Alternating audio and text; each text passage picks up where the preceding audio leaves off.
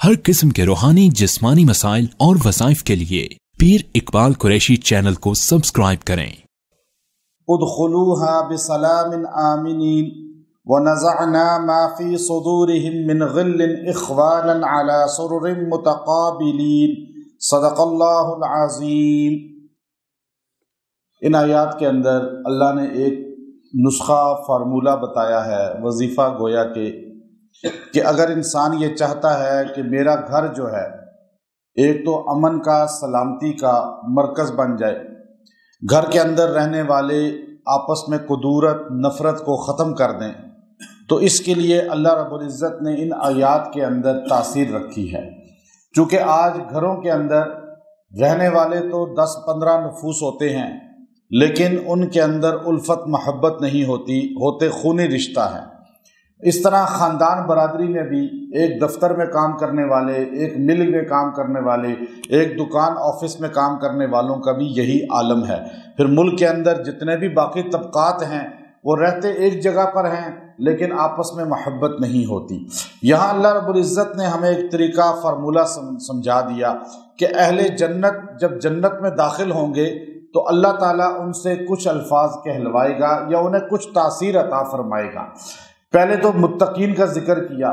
कि तकवा जब इंसान के पास होता है तो अल्लाह तबारक व तआला उसे कौन सी नेमतें अता फरमाते हैं। पहले तकवे वालों की फजीलत को बयान किया, इन्नल मुत्तकीना फ़ी जन्नातिन व उयून, बेशक जो मेरा डर रखने वाले, अल्लाह का डर जिनके अंदर है, मुत्तकीन जो लोग हैं वो जन्नात यानी बागों में होंगे, या जन्नत से मुराद वो जन्नत है। जन्नत को भी जन्नत इसलिए कहा जाता है कि वो बागात हैं, यानी वो सब्ज़ा है, और अल्लाह रब्बुल इज़्ज़त ने सब्ज़े को जो है वो इंसान की ज़िंदगी के साथ जोड़ दिया है। इसलिए सब्ज़ा जहाँ होगा वहाँ इंसान को राहत और सुकून मिलेगा, और सब्ज़े को देखकर इंसान को जो है वो नज़र भी तेज़ होती है। इसलिए इंसान को अपने घर में भी सब्ज़े का एहतमाम करना चाहिए, चाहे छोटी क्यारी गमला ही क्यों ना रख ले। तो पहले फरमाया इन्नल मुत्तकीना फ़ी जन्नातिन व उयून, कि वो जन्नत में होंगे, और उयून चश्मा, नहरें, आबशारें, यानी अल्लाह ने जन्नत का जिक्र किया और ये दो बड़ी अहम चीज़ों का जिक्र किया। आज भी आप सब्ज़े में, आप डिप्रेशन के मरीज़ हैं, आपको जो टेंशन है, आपको गुस्सा बहुत आता है, आपको जो है वो बेसुकूनी की कैफियत है, आप सब्ज़े के पास चले जाएं, पहाड़ी इलाके में चले जाएं, वैसे जहाँ घास है, जहाँ सब्ज़ा है वहाँ चले जाएं, चहलकदमी करें। आप पानी के पास चले जाएं, दरिया, चश्मा, नदी, समंदर के किनारे, आपको वहाँ जाके एकदम सुकून मिल जाएगा, आपका डिप्रेशन ख़त्म हो जाएगा। आज क्यों हर बंदा परेशान है, तनाव का शिकार है कि ये चीज़ें ख़त्म हो गई हैं, और आज लई का पानी बह रहा है, गंदगी उसमें से स्मेल उठ रही है, तो कहाँ इंसान को राहत मिलेगी। तो जन्नत की दो नेमतों का जिक्र किया, उदखुलूहा, अब अल्लाह ने फरमाया दाखिल हो जाओ इस जन्नत में, बिसलामिन, सलामती के साथ, आमिनीन, अमन के साथ। यानी जन्नत में दाखिल होने के लिए दो चीज़ों का जिक्र किया कि जन्नत में तुम दाखिल होगे, एक सलामती तुम्हें मिलेगी, एक अमन मिलेगा। ये दोनों चीज़ें आज यहाँ नहीं मिलती, और जिस तरह क़यामत करीब आ रही है,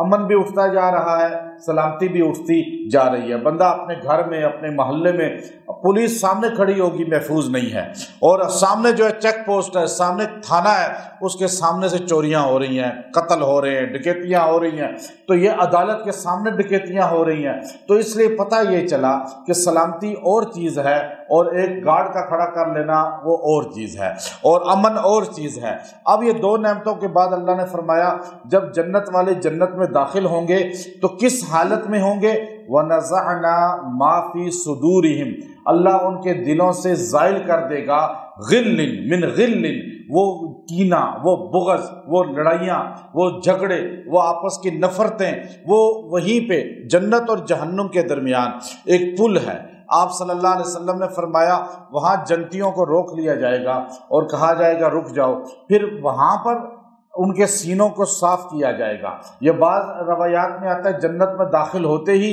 पहले एक चश्मे से उनको गुस्ल दिया जाएगा, और गुस्ल करते ही उनके दिलों से कीना निकल जाएगा, बुग़्ज़ निकल जाएगा, हसद निकल जाएगा, ग़ीबत निकल जाएगी, और जुल्म निकल जाएगा। सारी ये चीज़ें वहीं पे गिर जाएंगी, ख़त्म हो जाएंगी, और ये बिल्कुल उजले दिल के साथ, शफाफ दिल के साथ, और बिल्कुल मोहब्बत वाले दिल के साथ जन्नत में दाखिल کیا جائے گا، اخوانن اپنے بھائیوں کے ساتھ، یعنی جو بھی آدم کی اولاد ہے وہ ہمارا بھائی ہے، اس میں سگا بھائی ہونا ضروری نہیں ہے۔ اللہ نے لفظ استعمال کیا اخوانا، علی سرر، وہ تخت پہ بیٹھا ہوگا، متقابلین، جیسے میں آپ کے سامنے آپ میرے سامنے، ایسے متقابلین اس کو عربی میں کہتے ہیں کہ تخت پہ وہ آمنے سامنے گاؤ تکیہ لگائے ہوئے بیٹھے ہوئے ہوں گے۔ سیدنا علی رضی اللہ تعالی عنہ فرمانے لگے، امام ابن کثیر رحمۃ اللہ علیہ اپنی تفسیر میں لکھتے ہیں کہ سیدنا علی رضی اللہ تعالی عنہ نے فرمایا کہ یہ آیت ہمارے لیے اتری ہے،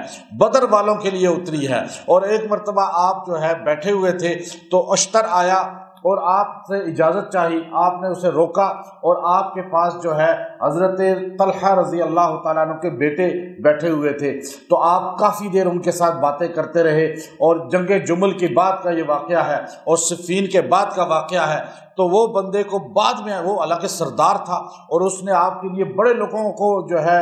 قتل کیا تھا، لیکن وہ اپنے آپ کو آپ کا خاص حواری کہتا تھا۔ تو آپ نے اس کو کافی دیر کے بعد بلایا، تو جب وہ اندر آیا تو اس نے کہا مجھے آپ نے طلحہ اور زبیر، یہ حواری رسول ہیں حضرت طلحہ اور زبیر، یہ جنگ جمل میں حضرت علی رضی اللہ تعالیٰ عنہ کے مقابلے پہ آئے تھے، حضرت عائشہ رضی اللہ تعالیٰ عنہ کے ساتھ تھے، تو یہ دونوں شہید ہوئے تھے، اور ان کو شہید کرنے والا جو تھا وہ علی المرتضیٰ رضی اللہ تعالیٰ عنہ کی جماعت کا آدمی تھا۔ تو اس لیے اس نے آتے ہی کہا کہ آپ نے محمد بن طلحہ جو تھے ان کی خاطر مجھے روکے رکھا، اگر عثمان غنی کا بیٹا ہوتا تو پھر بھی آپ مجھے روکتے اس کے انتظار میں۔ تو آپ نے فرمایا کہ یاد رکھو قرآن کی جو آیت ہے یہ والی آیت پڑھی آپ نے، فرمایا وَنَزَعْنَا مَا فِي صُدُورِهِم مِّن غِلٍّ، یہ ہمارے لیے اتری ہے کہ جب ہم جنت میں جائیں گے طلحہ، زبیر اور علی کا دل صاف ہو چکا ہوگا۔ ابھی آپ یہ جملہ فرما رہے ہیں، پھر امام ابن کثیر دوسری روایت لائے، اس میں آپ نے یہی ارشاد فرمایا، آپ نے فرمایا کہ اے لوگو، آپ نے خطبہ دیتے ہوئے فرمایا کہ جنت میں جب ہم جائیں گے ہمارا فیصلہ ہو جائے گا، اس لیے تم ہمارے خلاف بول کر اپنی عاقبت خراب نہ کرو۔ گویا کہ ہمیں بتا دیا کہ صحابہ کرام کے مشاجرات، آپس میں لڑائیاں، آپس میں جو ان کے واقعات ہیں، اس میں ہمیں بول کر اپنی آخرت کو خراب نہیں کرنا چاہیے، بلکہ ان کو اس کے حال پہ چھوڑ دینا چاہیے کہ وہ بڑے ہیں اور بڑوں کی باتیں بھی بڑی ہوتی ہیں، چھوٹے لوگوں کو اس معاملات میں پڑھنے کی اجازت نہیں ہے۔ تو اس لیے فرمایا لا یمسہم فیہا نصب، وہ جنت کی سب سے بڑی نعمت یہ ہے کہ وہاں پر جائیں گے تو کوئی تکلیف نہیں پہنچے گی۔ نصب تکلیف کو بھی کہتے ہیں، تھکاوٹ کو بھی کہتے ہیں، یعنی دنیا میں تو انسان تھک جاتا ہے تھوڑا کام کر کے، وہاں تھکاوٹ نہیں ہوگی۔ وما ہم منہا بمخرجین، اور جنت سے نکالے بھی نہیں جائیں گے، یا تو کسی بھی جگہ جاتا ہے بندہ نکال دیا جاتا ہے، اتنا آفیسر بنا 22ویں گریڈ پہ چلا گیا، نکال دیا گیا بڑھاپے میں، ریٹائر کر دیا گیا، چاہے کتنا بڑا آرمی کا جنرل ہی کیوں نہ بن جائے، چاہے ڈاکٹر MS کیوں نہ بن جائے، چاہے کوئی کتنا بڑا جج کیوں نہ بن جائے، کوئی کتنا بڑا جو ہے پولیس کا IG کیوں نہ بن جائے، چاہے DC جو کیوں نہ بن جائے، کمشنر کیوں نہ بن جائے، ریٹائر ہو جاتا ہے۔ وزیر ہوگا وہ بھی ریٹائر ہو جائے گا، صدر ہوگا وہ بھی نکال دیا جائے گا، سارے نکال دیے جائیں گے۔ گھر بنائے گا، گھر عالی شان بنائے گا، اس میں سے موت کی شکل میں چاہے نکال دیا جائے گا۔ یہاں تو اولاد خود ہی نکال دیتی ہے ماں باپ کو، جیسے ہی باپ بوڑھا ہوتا ہے۔ تو یہاں اللہ نے فرمایا جنت کی سب سے بڑی نعمت یہ ہے کہ وہاں سے نکالے نہیں جائیں گے، وہاں ہمیشہ ہمیشہ رہیں گے۔ اور یہ جملہ آپ نے اللہ رب العزت نے ہمیں سمجھانے کے لیے بتایا کہ جنت میں دو نعمتیں، ان ھذا لرزقنا ما لہ من نفاد، کہ وہاں نعمتیں ہمیشہ کی ہیں، اور فرمایا لا یبغون عنہا حولا، اور تھکیں گے بھی نہیں کہ بھائی اکتا گئے ہیں اب کیا روز یہی جنت کی نعمتیں۔ دنیا میں تو تھک جاتا ہے بندہ، آپ کسی سرسبز جگہ پہ بھی چلے جائیں، ایک دن 2 دن 10 دن کے بعد آپ اکتا جائیں گے، لیکن آپ جو ہے جنت میں اللہ فرماتے ہیں کبھی تھکے گا نہیں، اکتائے گا نہیں، دل بھرے گا نہیں، اور کبھی ایسا نہیں ہوگا کہ بس جی میں تو اب کہیں اور جاتا ہوں۔ اللہ روز نئی نعمت، نئی خوشی، نئی جو ہے راحت اللہ عطا فرمائے گا۔ اب اگر انسان جب گھر میں داخل ہوتا ہے، جو وظیفہ اصل ہے، گھر میں داخل ہوتا ہے، اپنے دفتر میں داخل ہوتے ہوئے یا کسی شہر میں داخل ہوتے ہوئے یہ آیت پڑھ لے گا، اللہ اس کو وہاں سلامتی بھی دے گا، امن بھی دے گا، آپس کی نفرتیں بھی ختم کر دے گا۔ وہ آیت کریمہ جو ہے آیت نمبر 46 ہے سورہ حجر کی، اسی سورہ حجر کی آیت نمبر 46 ہے، ادخلوها بسلام آمنین، ادخلوها بسلام آمنین، بس اتنا جملہ پڑھ لیں، اللہ آپ کو اس میں داخل کرے گا، چونکہ اللہ نے خود کہا اب آپ شہر میں داخل ہو رہے ہیں، اس شہر میں آپ کے لیے امن ہو، سلامتی ہو، جس محلے میں داخل ہو رہے ہیں، جس ملک میں داخل ہو رہے ہیں، جس گھر میں داخل ہو رہے ہیں، تو آپ یہ آیت پڑھ کے صرف 3 بار جو ہے داخل ہو جائیں، اللہ آپ کو امن، سلامتی اور قدرتوں کا خاتمہ، دل کا صاف ہونا عطا فرمائے گا۔ آپ کا دل بھی صاف ہو جائے گا، جس کے پاس جا رہے ہیں اس کا دل بھی صاف ہو جائے گا۔ آپ اس کو کہیں بھی جاتے ہوئے پڑھ کے جائیں، وہاں داخل ہوتے ہوئے اللہ اس کے دل سے بھی غصہ، غضب اور نفرت ختم کر دے گا۔ وآخر دعوانا ان الحمد للہ رب العالمین۔